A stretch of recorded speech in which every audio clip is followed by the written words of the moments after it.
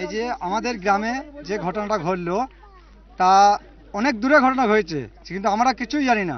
কিন্তু আমাদের যে দোষী তার শাস্তি হোক, কিন্তু আমাদের এই যে গ্রামে 30-35টা ঘর পুড়িয়ে দেওয়া হলো, এটা কি কারণে? আমার এটা তার ব্যবস্থা আমরা নিতে চাই, আমার শাস্তি নিতে চাই। আমরা ভালো মানুষ, এই যে গরিব মানুষগুলো কান্নাকাটি করছে, ওরা খেতে পাচ্ছে না।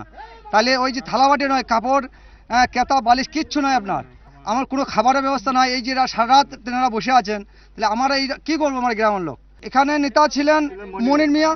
এই মনির মিয়া তো মনির ইসলাম, উনি যে আপনার এমএলএ হয়েছিল আমাদের, তা সেই তো কোনো আমাদের কোনো নিল না, যে আমাদের সাইড দাঁড়ালেও না। তাহলে আমাদের এই গ্রামের লোকগুলো কি করে বাঁচতে পারি? রাজনীতি করেছে প্রথম তৃণমূলের তরফ থেকে। আজ 3 দিন হয়ে গেল মনিরুল ইসলামকে ফোন করা হয়েছিল, সে বলে এই মোমেন্টে আমরা যেতে পারবো না। প্রশাসনও এসেছিল 4টে, তারা আমাদের গায়ে রক্ষা করতে পারলো না। প্রশাসন ডাইরেক্ট থেকে এই কাজটা করা হলো। তাহলে আমরা এই সব মানুষ, এই যে 30-35টা ঘর পুড়িয়ে গেছে, তারা ছেলে মেয়ে কি খাবো? আমরা কি খাবো? এটা কোনো নেতার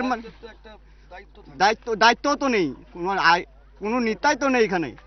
আমরা কাকে নিয়ে বাঁচবো? সাহায্য মোটামুটিভাবে পেয়েছি, এখনও পর্যন্ত কোনো নেতৃত্ব আমাদের কাছে পৌঁছায়নি।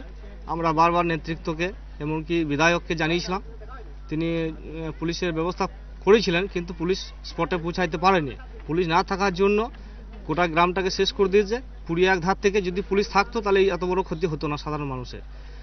বিধায়ক এসেছিলেন না, এখনো পর্যন্ত বিধায়ক আসেননি। তৃণমূলের অন্য কোনো নেতৃত্ব এখনো পর্যন্ত কেউ আসেনি। যে